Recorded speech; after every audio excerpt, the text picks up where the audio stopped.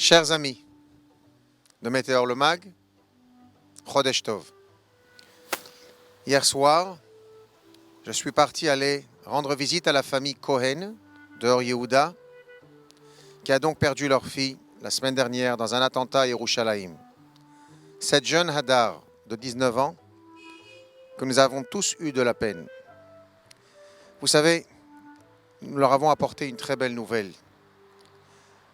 Un de nos amis nous a approchés la semaine dernière et nous a demandé de faire rentrer un Sefer Torah au moment où, si Dieu veut, nous inaugurons le grand centre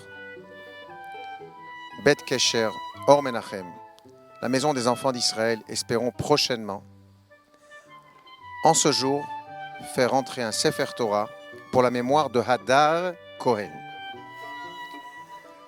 Dans cette visite, je partageais avec la famille le message suivant. Le Talmud nous raconte que Rabbi Meir Baal HaNes rentre un Shabbat après les prières chez lui à la maison, où malheureusement, 2 de ses enfants avaient quitté ce monde, étaient dans leur lit. La femme de Rabbi Meir Baal HaNes, qui s'appelait Brouria, une tzadika. Après la Havdalah, elle demande à son mari, « Cher Meir, quand quelqu'un te donne un objet, et le moment arrive de lui rendre, tu lui rends l'objet? Oui. Est-ce que tu lui rends l'objet avec cœur? Bien sûr. Alors viens avec moi, Meir. Il monte les escaliers. Elle rentre dans la chambre des enfants avec son mari, Meir. Et elle lui montre les 2 enfants qui ont quitté ce monde. Et elle lui dit, mon cher Meir, Hashem Natan, Hashem Lakach, Yehi Shem Hashem Evorach Me'ata Ve'adolam. Dieu a donné, Dieu a repris, que le nom de Dieu soit béni éternellement. Quelle réponse, quelle réaction de Brouria, la tzadika, à son mari, Rabbi Meir. Vous avez une fois médité le Kaddish, que nous récitons pour la mémoire d'un proche, d'un fidèle. Le Kaddish en lui-même, il est récité entre 4000 et 5200 fois durant les 11 mois. Ça dépend de la coutume. Qu'est-ce que nous disons dans ce Kaddish? Idgadal ve'itkadash Shem Rabba. Que le grand nom de Dieu soit grandi et sanctifié. Mais quel rapport avec le défunt ou le décès? Quel rapport avec cette personne qui n'est plus là, que nous ne voyons plus, qui nous est proche, qui nous est chère? La réponse.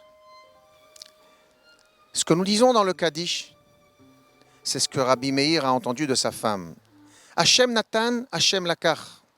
Le mot Lakach en hébreu qui veut dire prendre est les mêmes lettres que le mot Chelek qui voudrait dire une partie. Quand Dieu prend, il ne prend qu'une partie. Il ne prend une partie de la personne qui est la partie qui n'est plus visible, qui est le corps. Mais en réalité, dans cette personne, il y a une âme. Cette âme qui est éternelle. Cette âme qui continue à communiquer avec nous. Et qu'on continue à communiquer avec elle par l'intermédiaire de nos actions ou de nos prières. Par le fait que chaque fois que nous récitons le Kaddish, on se rappelle de Dieu, de son grand nom. On glorifie son nom et on le sanctifie. On se rappelle qu'en réalité, un juif est beaucoup plus que juste un passage dans ce monde. Il y a une valeur extraordinaire à la vie et après la vie. Un juif ou l'âme d'un juif est quelque chose d'éternel et quelque chose qui passe de passage dans ce monde. Un jour, il y a 40 ans, un couple, malheureusement, qui a perdu leur jeune fils de 18 ans, pas de tragédie, rentre chez le rabbi de Lubavitch dans sa chambre et lui dit, cher rabbi, nous sommes très tristes. Et il commence à pleurer. Et il pleure, et il pleure, et il pleure. Le rabbi se met à pleurer avec eux. Et le rabbi les regarde. Et après quelques minutes, le rabbi s'arrête et il s'arrête de pleurer. Et le rabbi leur dit, je peux vous poser une question? Oui. Si vous avez un enfant où vous ne pouvez pas voir aujourd'hui, mais vous pouvez lui envoyer un paquet, un joli paquet, vous lui enverrez ce paquet? Bien sûr, plusieurs paquets. Alors le rabbi leur dit, écoutez-moi bien, votre enfant aujourd'hui que vous ne voyez plus à présent, Sachez une chose, vous pouvez lui envoyer un beau paquet. En haut dans le ciel, il attend votre paquet. Vos bonnes actions à sa mémoire seront le plus beau cadeau qu'il puisse recevoir ici aujourd'hui. On continue, on avance.